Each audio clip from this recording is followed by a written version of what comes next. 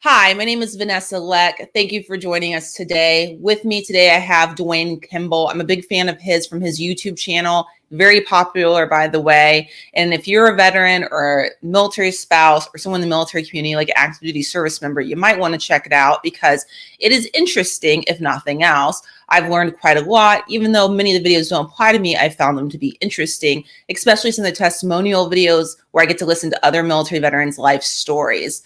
So thank you for being with me today, Dwayne. I really appreciate your time. Thank you for having me. It's my pleasure. I'm glad to be here. This is what folders used to look like when I first started, and veterans will have to thumb through each page. Okay. And this is 4 years of information. That'll be a good thumbnail. And this is 2 volumes. I've seen these be 20. Wow. Now, when veterans send stuff in, somebody has to look through that. Yeah. That's what it used to be like. Now it's all electronic. It makes it a little bit easier. But if you sit in 1,000 pages, it's like looking through a needle in a haystack. Okay. So imagine having to look through this. You're on a quota and you're trying to, do the right thing. Why isn't it digitized to make it to where you can use it? It is. Now it is. Now it is. Now it is. They finally figured out how to use a computer. Right. But when I came in, you get a folder, you have like 10 of these on your desk. Okay. You just sit there and you with a Sharpie with one of those little rubber things on it. Okay. And you're flipping through. And what year was it again when you started? What year was that? June 6, 2009. 2009. I started. I got there at 7:45 a.m. in the morning because I wanted to be early. God, you were like way too good of a memory. I sat in a room, waited on HR to come get me. Then I went to another room, and then my VA experience started. Your memory's too good. My memory is not that good. Fortunately, I have been able to block out some memories of working there. All right. So what year did you exit the organization and retire out? I got approved October 2018. 2018. Okay, got it. Wow. So that's fairly recent then. You really just left not too long ago.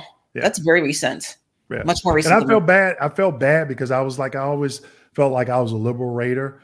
And I was like, man, I'm letting veterans down because when a claim came across my desk and I was telling someone on YouTube and left a comment, everybody that came across my desk initially, especially the last few years, and this is the way I looked at it, everybody was 100% until I found information where I couldn't give them 100%. Then they went to 90 or 80 or whatever, because they still have guidelines to follow. And that's the way I looked at it, because this information, the veteran can speak for themselves. This information has to speak for them, and you have to go through and look at it. And I did YouTube videos about my VA claim experience as a VA employee and going through the appeals process and what I did. So I do a lot of my videos on that information so people don't fall into the same mishaps that I did. Some veterans get it. Some don't, some will say, oh, well, the VA have to do this. They have to do that. They're human. They're under these time constraints that we talked about. So what can you do as the veteran to help speed that process along when it comes to your claim? I just think, as being on both sides of it, having worked at the VA, hearing your VBA experience, people, and also being a veteran, I just think it just seems super overwhelming to deal with this. It really does, especially maybe not if you have one health problem that is fairly minor, right? But if you have rather catastrophic health problems, you know what I mean? You're not cognitively functioning 100%. This seems super overwhelming. I mean, I feel that I am one of the luckier veterans, and just listening to this, you are an expert at this because you worked there forever, but it's and I'm pretty great at paperwork, but it's overwhelming just thinking about having to look into all of these regulations and then figure out how to gain a working knowledge of it. It is a lot. And you know why it's so overwhelming? Because even when I was doing my claim early on, I was educated on the process, even though I was going through training for this. And even now, talking with clients, when I talk to people and they say the biggest claim out there that I've seen, people talk about sleep apnea. The first thing I ask them, I say, well, anything that you're claiming, where does it fall under the 5 ways of service connection?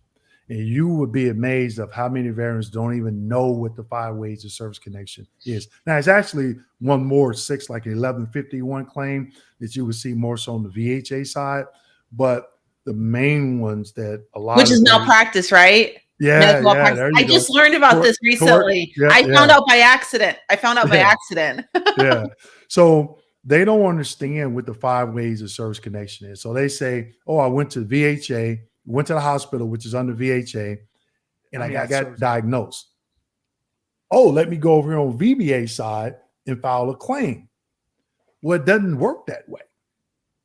It does sometimes, but at that diagnosis, where does it fall under the 5 ways of service connection? That was my first YouTube video. And I started thinking, I have a vision board, and I started thinking, how can I educate veterans?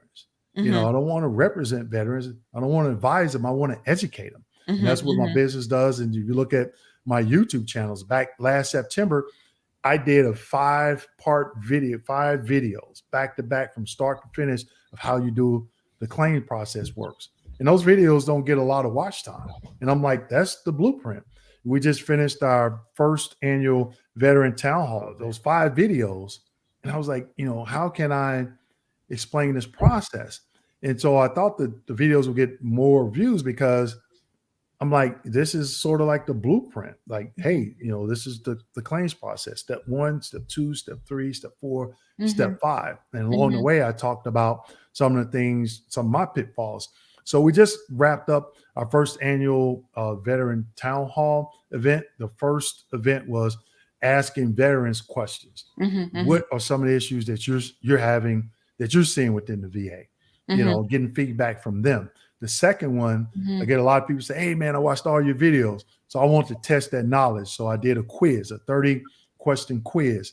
And it was really fun and educational at the same time, you know. And then the third one was I made a mock claim. Okay. It took me about 8 hours. I did a mock John Doe DD-214. We put together a John Doe service treatment records. We did some John Doe training DBQs, intent to file, and all this stuff. And then I asked about 14 questions. So I wanted them to give them a small taste of what RVSRs look at when they're, you know, when they're completing a rating decision. And then I had them to send it back to us, and then we talked about it. And some people got it right, some questions wrong. Some people got the questions right, some got it wrong. But it wasn't more so, oh, you got this wrong, or you got this right, you know, anything like that. But just the feeling of what raters go through on a small scale when they're putting together a rating decision.